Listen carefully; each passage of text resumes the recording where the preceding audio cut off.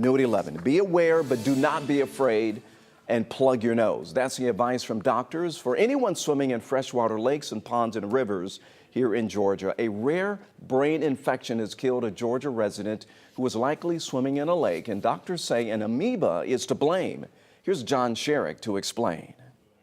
It is a brain-eating amoeba that lives naturally in warm freshwater, in lakes, ponds, and rivers, and in the sediment at the bottom. The Georgia Department of Public Health is not naming the body of fresh water where the victim was likely infected, saying that every lake, pond, and river everywhere carries the same risk, a small risk, of hosting the amoeba. And there is no environmental test for it. It affects only humans, not animals. And there is no cure if you're infected. The amoeba is called Naegleria fowleri. And if it is in the water, it would enter through the nose. And that's the only way someone can be infected. It cannot infect an individual by swallowing water. Dr. Sherry Drenzik It cannot get in through open cuts. is the state epidemiologist with the Georgia Department of Public Health. We do not find this particular amoeba in salt water, and we also do not find it in properly treated swimming pools and drinking water either. I love you.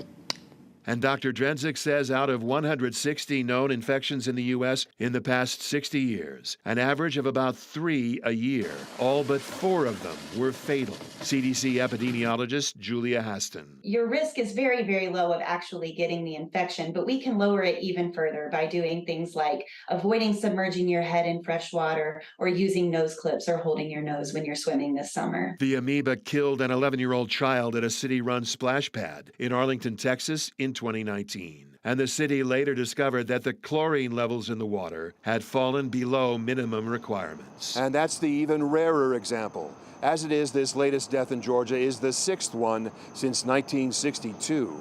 In Atlanta, John Sherrick, 11 Alive News.